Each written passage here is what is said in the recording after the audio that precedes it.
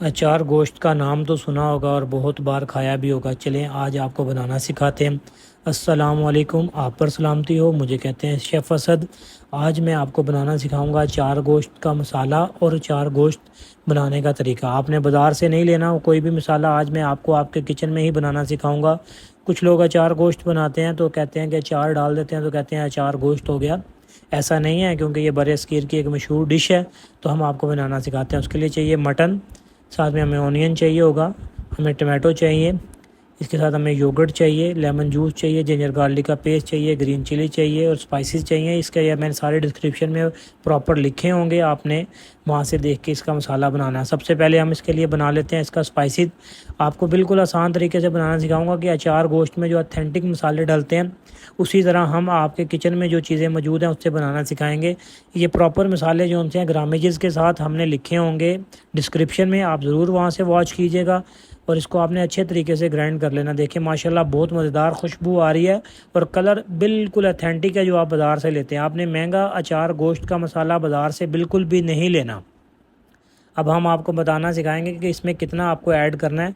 ये मैं निकाल के रख लेता हूँ चिलीज़ के लिए। इसमें मैं ग्रीन चिलीज़ आपको स्टफ़ करने में सिखाऊंगा, बहुत मज़ेदार है अचार गोश्त के साथ। एक योगर्ट लेंगे एक बोल, उसके अंदर 2 चम्मच हम जिंजर गार्लिक का पेस्ट ऐड करेंगे।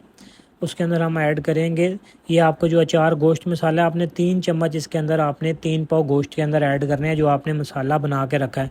उसके अलावा कोई स्पाइसेस नहीं चाहिए। आपने जो मटन है इसमें ऐड कर देना प्रॉपरली।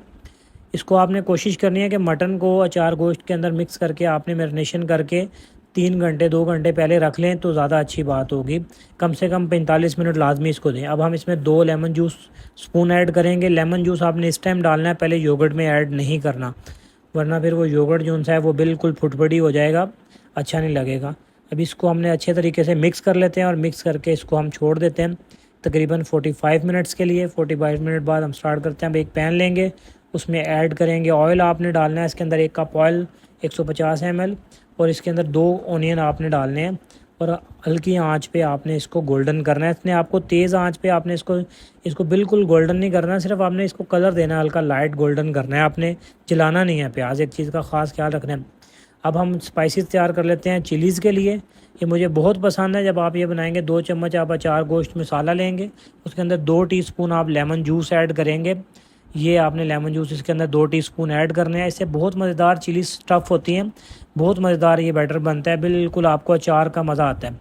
जब आपका प्याज इतना गोल्डन हो जाए जितना ये देखें, इससे ज़्यादा नहीं आपने करना। अब आप इसमें 2 कटे हुए टमाटर ऐड कर देंगे ना, आपने टमाटो पेस्ट नहीं इसके अंदर ऐड करना है। एक बात का ख़ास ख्याल रखना है, इसमें आपने सिर्फ टमाटो जो हैं वो चॉप करके डालने हैं। चिलीज़ को आपने मिड में से 1/2 कर लेना है और इसके अंदर यही स्पाइसेस आपने जो बना के रखा हुआ है, ये इतने ड्राई होना चाहिए, बिल्कुल नरम नहीं होना चाहिए। इस तरह करके आप ये सारी मिर्चें स्टफ़ कर लेंगे बिल्कुल। और टमाटर जो हैं आपके ऑलमोस्ट जो हैं वो बिल्कुल गलने वाले हैं। देखें माशाल्लाह, इसको आप थोड़ा सा ऊपर से प्रेस कर लें।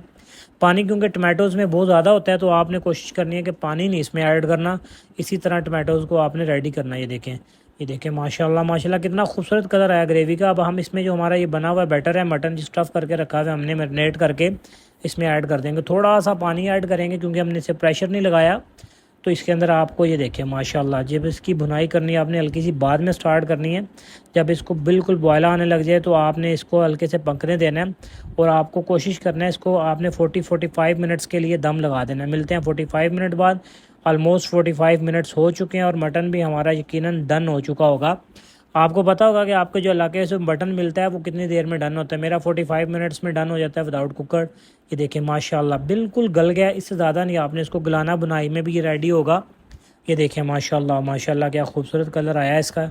यही टेस्ट यही टेक्सचर आपके किचन में इंशाल्लाह लजीज आएगा जब आप ये मसाला के साथ मटन अचार गोश्त बनाएंगे, बहुत मज़ेदार से बनेगा। थोड़ा सा आपने इसमें पानी डाल करना है क्योंकि आप ये कौरमे की तरह नहीं आपको बनाना।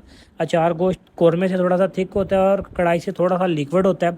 अब आपके पास जो चिलीज़ हैं आपने इसमें ऐड कर देनी है और आप इसे 10 मिनट के लिए दम दे देंगे। 10 मिनट तक आपकी चिलीज़ भी डन हो चुकी होंगी और बहुत मज़ेदार खुशबू है। हमारी वीडियो लाइक भी किया करें, कमेंट्स भी किया करें और अपना फ़ीडबैक भी शेयर किया करें। माशाल्लाह माशाल्लाह बहुत मज़ेदार खुशबू आ रही है। देखें कलर देखें कितना खूबसूरत आया, ऑयल उसके ऊपर आ चुका है, बहुत मज़ेदार है, बहुत ही मज़े की रेसिपी है। आप ज़रूर ट्राई कीजिएगा और अपना फ़ीडबैक भी शेयर कीजिएगा। यकीन कीजिएगा कि आप जब ये रेसिपी बनाएंगे तो आप बिल्कुल भूल जाएंगे। ये हमारी रवायती डिश है। मटन अचार गोश्त पंजाब में, इंडिया में, बांग्लादेश में बहुत बनता है। ज़रूर बनाइएगा और अपना फ़ीडबैक भी शेयर कीजिएगा। अस्सलाम वालेकुम।